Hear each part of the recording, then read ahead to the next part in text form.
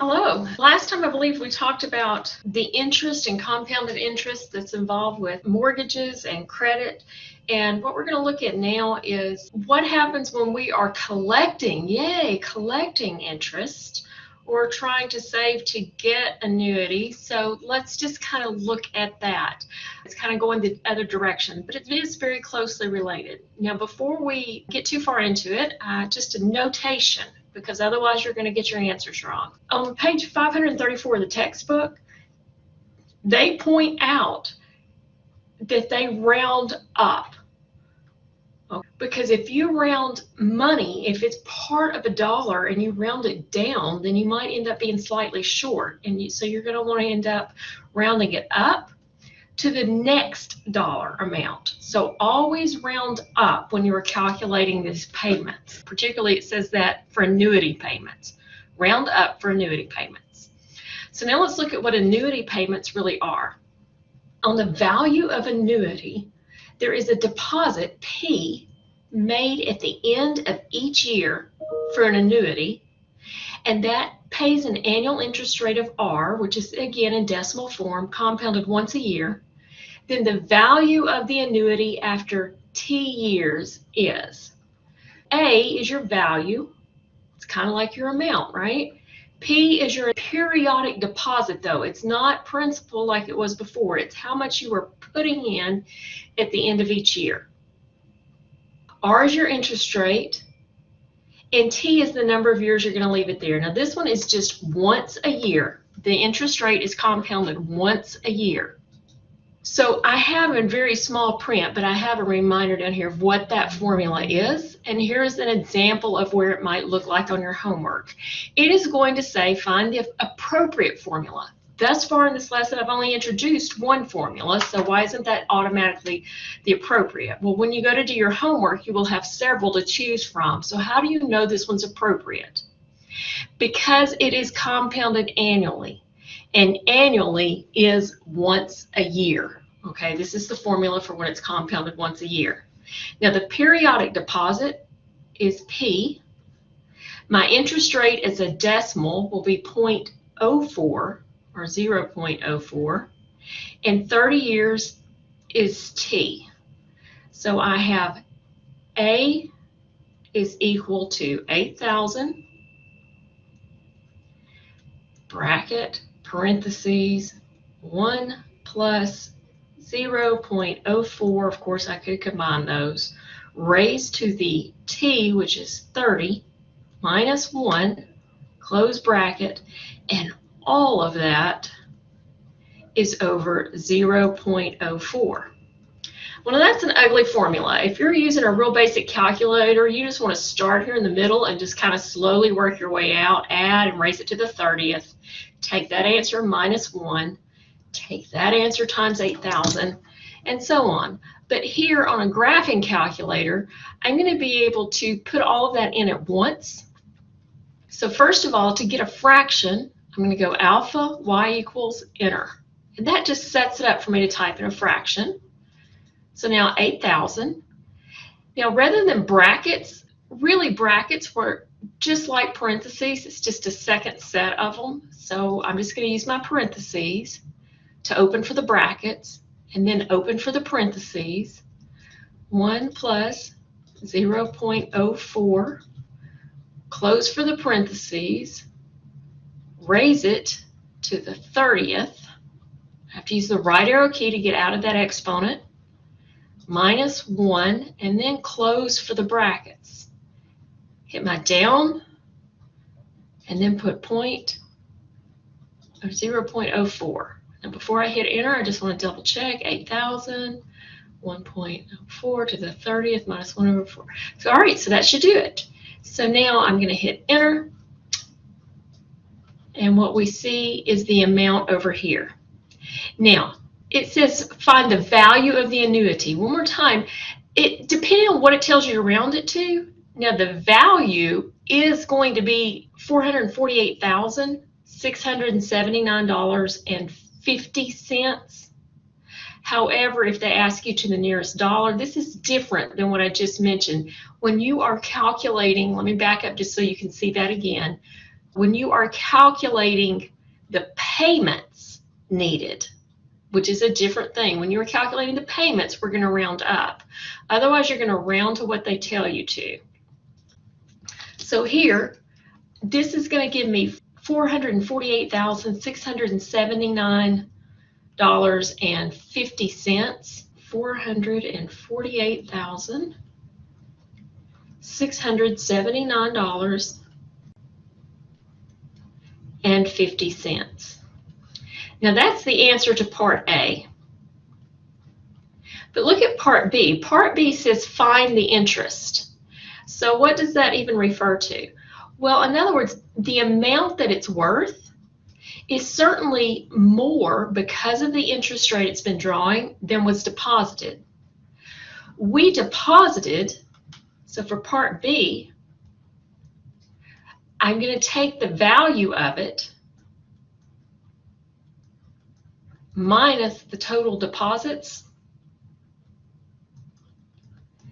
And remember, I deposited, or whoever did, I really didn't, $8,000 a year for 30 years. So that's going to be that value that we just wrote down minus 8,000 times 30. So we get on the calculator. The easiest way to do that is to get your calculator while it's still got that and just click minus, and it's going to be ready to subtract. And then I can do 8,000 and then just parentheses 30, just like I wrote down. So that previous answer minus 8,000 times 30. And I see that the amount of interest over the 30 years was this $208,679.50. $208,679.50. Let's look at another type of problem then. What happens if it's not just compounded once a year? What is our formula then? It looks a lot worse, but the only difference in this formula and the previous one is where you see the n. Previously, it only had 1 plus r. Now it's got 1 plus r over n. The previous formula was divided by r, but now it's divided by r over n. And the previous formula only had t as an exponent, but now we have an n up there. So the difference is the n. What does n represent? N is the compounded n times per year. So you just have to calculate how many times did they compound it a year. And if they only compounded it once a year, if you use this formula, you wouldn't be in bad shape because this formula would just turn into the previous formula. So this is the most critical of those two formulas. So let's work a problem. And again, I've got the little formula down here just so that we can look at it again. Find the appropriate formula. How do we know that this is the appropriate formula? Because it says compounded monthly. So compounded monthly, how many times a year is that? 12 times a year. The other information is the same type of information. So I have my P is 3,000. I have R is 0.07. You've got to move that decimal over. And T is 30 years. So A is equal to 3,000 times 1 plus 0.07 over 12 raised to the 12 times 30 minus 1, and then that's all over 0.07 divided by 12. Having these formulas available is just really critical for you then. Again, that's such an ugly formula. I definitely want to work with my calculator over here, so I'm going to hit clear. To get started with that fraction, alpha y equals enter. Then I have 3,000, open for the bracket, open for the parentheses, 1 plus, now I have another fraction, so alpha y equals enter, 0.07 over 12, close, raise 2, and then up in the exponent I have 12 times 30 minus 1, close for the bracket, and this is all over a fraction, alpha y equals enter, which is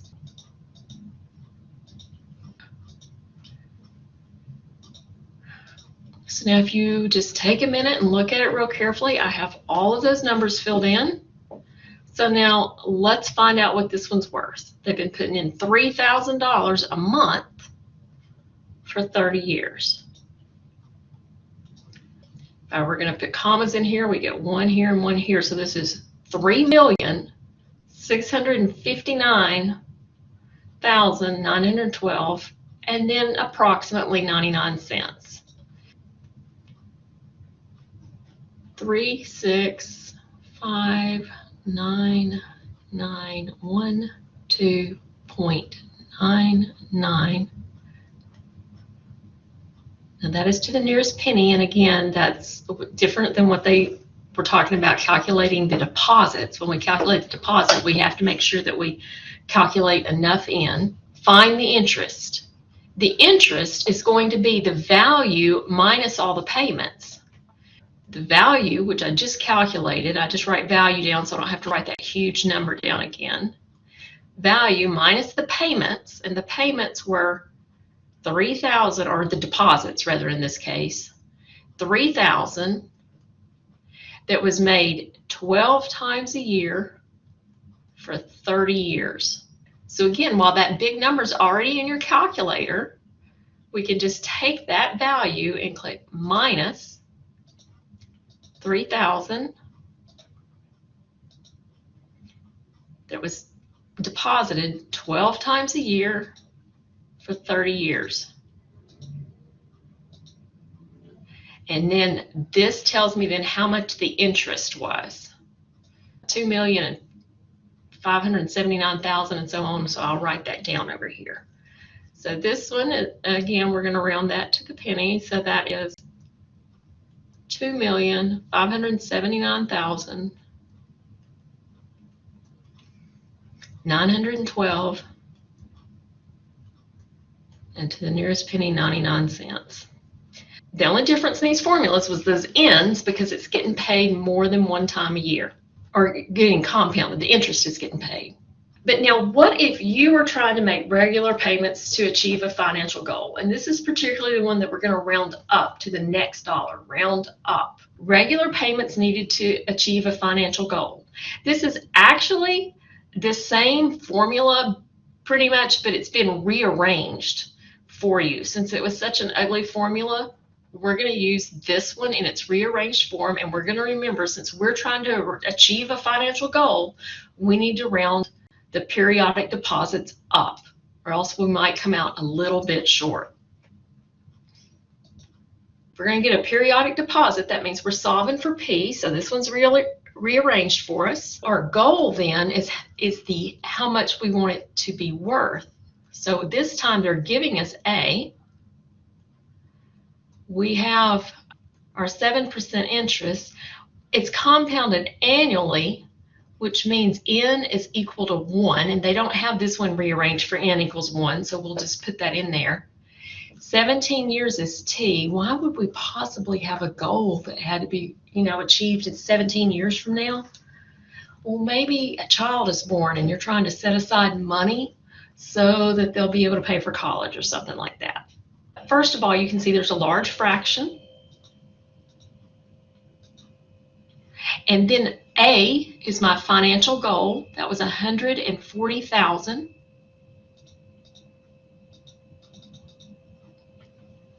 Parentheses, it was R divided by N. However, since N was 1, I don't really need to put a fraction in there. It'll just become the R. R was 7%. Now this is over, open for the bracket, open for the parentheses. It does make a difference, guys. 1 plus, and again, R over N just becomes R, because the n was 1. Raised to the n times t, but n is 1, so that means it's just t. This one had 17 years. Minus 1, close. If you don't get all of those brackets and braces opened and closed, then it's not going to work all at once, and you would need to do it in little bitty pieces, but it's much faster if you can just do it all at once.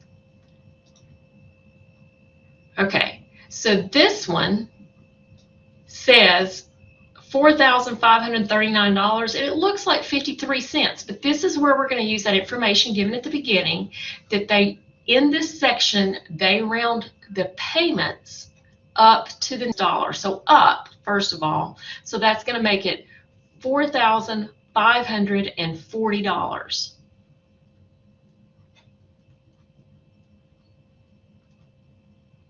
Now, if we put $4,540 in there, and we do that at the end of each year, because we're only going to do it once a year for 17 years, how much of that comes from deposits? So on B, we can say, okay, we get out of $4,540, if we do that once a year for 17 years, how much of that will I get from deposits? Now this time, instead of just using my answer key, since I've rounded that off, I'm going to say 4540, and then times 17, because I only made the payments once a year, and that is, you didn't have much time to see that, did you? $77,180. And so this is from deposits.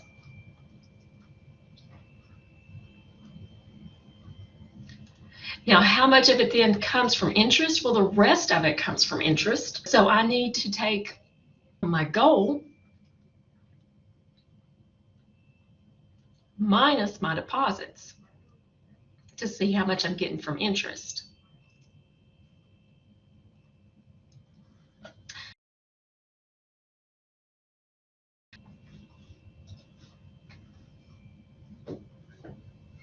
All right, so what we've done so far is we've looked at annuities from 3 different things. First of all, if you need to find the value and it's only compounded once a year, you can use this formula. And we did an example with that.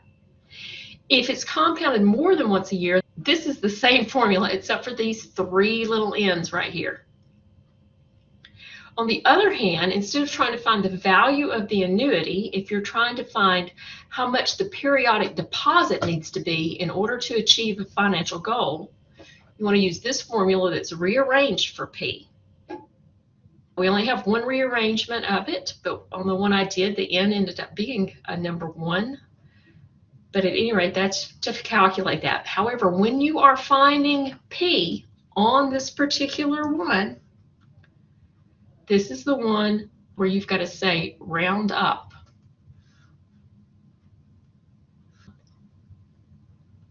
Round up.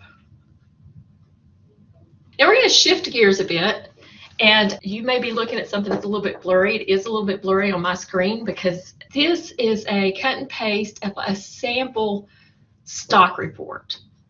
So we're going to look at stocks, and I'm going to go across and kind of explain to you which each one of these things means. The 52-week high means that is the highest priced during the past 52 weeks. So that makes sense. Now that does not mean a calendar year. This is the running past 52 weeks. So it's not January to December. Otherwise, it is a year. The highest price per share. Similarly, but contrasting, this is the lowest price in the running 52 weeks, in the past 52 weeks. Now this does represent money, so this would represent that this stock sold or was valued at $99.46 a share at its high point during the last year, $34.02 at the low point. Now what is the stock? There's always an abbreviation here, and the heading stock is the company name or the abbreviation that goes with it, and that is FedEx. And every company gets a symbol because no matter how long the company name is, there's going to be some sort of a symbol that would run across the ticker. So the symbol for FedEx is FDX. The heading DIV refers to dividends that gets paid per share to stockholders during the past year. So FedEx paid a dividend of 44 cents per share to stockholders during the past year. Now, they don't put the dollar symbol in the table. You didn't see it over here on the left. They don't put it here. They're just kind of making it as short as possible. But if you owned 100 shares of stocks, that meant you would have gotten paid a dividend of $44. This YLD with the percent sign after it, you could say it's the yield percentage, but most often it's read the percent yield. Percent yield. Okay, and in this particular case, the percent yield was 1%. Down here in the actual table, it doesn't show the percent sign, but this one means 1%. This actually wouldn't be a very great return, because even though they did get a return on their investment, which is better than a loss, that's lower than the average inflation rate. But on the other hand, stock prices might rise. So if the investor sells for more than they purchased it for, then that additional gain would probably make it a better investment than a bank account. On the other hand, if they don't sell for more than they bought it for, just this 1%, they would have been better off just putting their money in the bank. Now, PE, I have a little extra box here about PE. There's some other things that go on, so we're going to come back to this one. First of all, let's just skip over PE for a minute and look at this next one.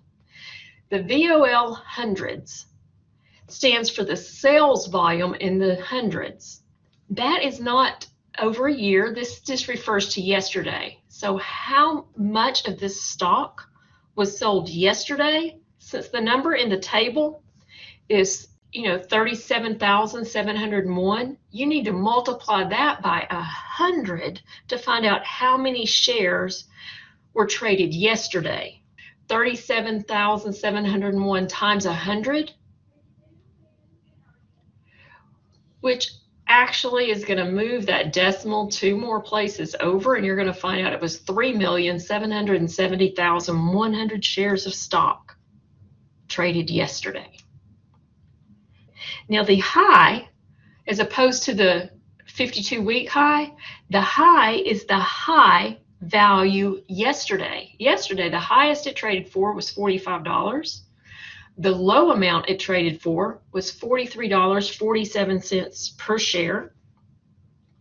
And the stock market closed with this particular stock valued at $44.08 per share. It closed then a little bit lower than yesterday. This number here is negative 1.60, and that means that the share of FedEx stock went down by $1.60. So you've got to imagine however many shares of stock you own, you would multiply that by the net change, and that's going to be your value from day to day. So the values of investment change from day to day. Now, if it didn't change, if it closed the exact same price today as it did yesterday, they would just put 3 dots there, an ellipsis. So this is not me telling you there's something else coming. It's telling you exactly what it would say in there if there was no change. All right, so now let's go back and look at that PE heading. This PE stands for price to earnings. Down in this section, there's just some key words here. We have the closing price compared to the earnings, but the earnings are annual. The closing price was yesterday. So the PE, the price to earnings ratio, means that you can take yesterday's closing price and divide it by the annual earnings per share. Now, just doing a little bit of algebra with that, just rearranging, we can find out the annual earnings per share, and you will have to do that in your homework, can be found by taking the closing price and dividing it by the price to earnings ratio. Now, this actually is easier to do because these two pieces of information are given to us. Like in this particular example, the closing price was $44.08, and the PE ratio was 19. So if we take $44.08 and divide it by 19, It equals $2.32. So that would mean that this FedEx had earned $2.32 for the annual earnings per share.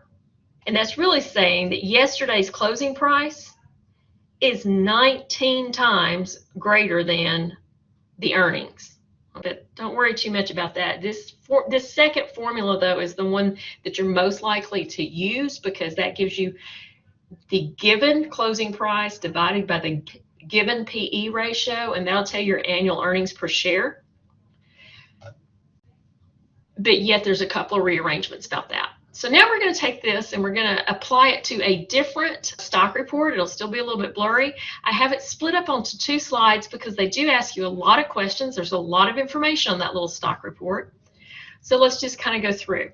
This stock report has to do with Disney, and you can see that right there where it says stop. What were the high and low prices for Disney in the last 52 weeks? So we will kind of write these answers on here best we can. So the high price for the last 52 weeks is $42.38. The low price for the last 52 weeks was $22.50. And by the way, if you're asking, this book was published in 2019, so this information was really about a previous date. This was an actual stock report, but it certainly wasn't from COVID times. Now, if you owned 3,000 shares of Disney stock last year, what dividend did you receive? Well, if you look in the dividend heading, it says the dividend paid was 21 cents per share. So in order to calculate that one, we're going to take the 21 cents per share times the 3,000 shares. And that comes out to $630. Now, what is the annual return for dividends alone? Again, for that annual return, then you want to take the yield percentage. That yield percentage is 0.6%. Now that's less than 1%. It's already got a decimal in it, so that's less than 1%. How does that compare to a bank offering a 3.5% interest rate? That is much lower.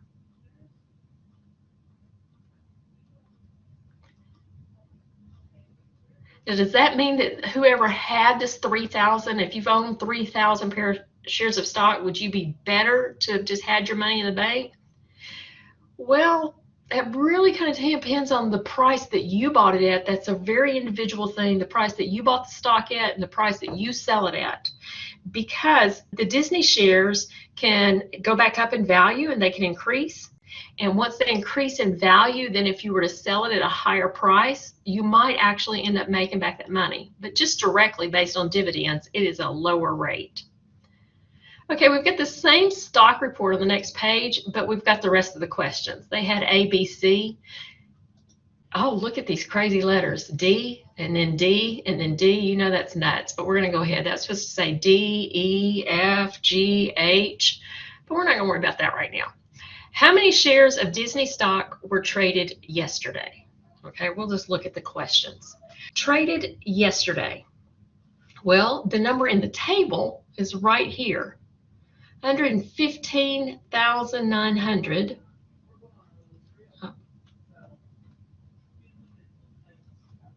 But it says that is the volume in hundreds.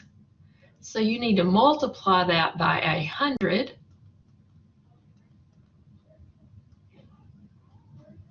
Which ends up sticking 2 more zeros at the end, or moving that decimal over 2 more places.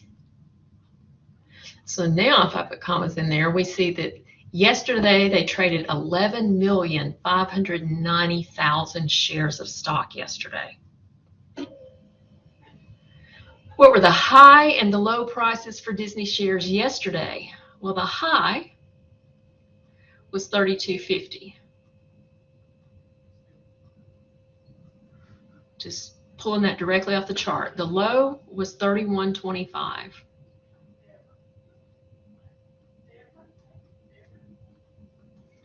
What was the price at which Disney shares last traded when the stock exchange closed yesterday? So close is our key word there.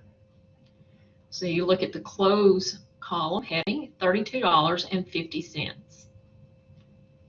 So it actually closed at its high. What does the symbol in the net change column mean? Aha, see those three dots? Told you. If there's three dots right there, it means there is no change. That means there was no change from the previous day's close. Not just no change ever, but no change. And that no change is from the previous day's close. So it went up and down a little bit during the day between 32.50 and 31.25, but overall it closed at the same amount that it had before.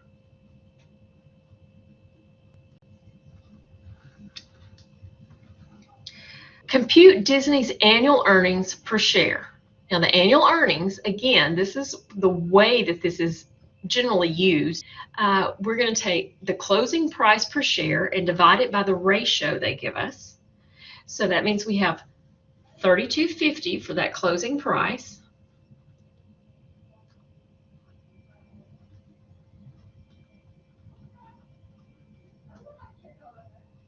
And then we are going to divide that by the PE ratio, it says was 43. And do that math. This ends up being a dollar amount because it's our earnings. At least it's positive. It means we did make headway, and we end up with 76 cents. The annual earnings per share, and you can see that's labeled here, the annual earnings per share of this Disney stock was 76 cents.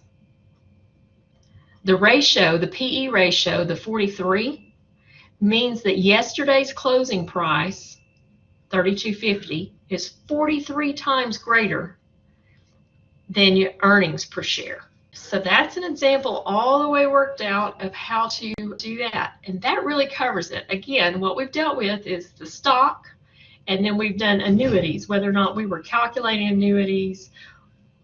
So whether or not you're investing in stock, trying to save money to reach a financial goal, that's definitely where you round up, or whether or not you are looking at the value of annuities. And that finishes today's lesson.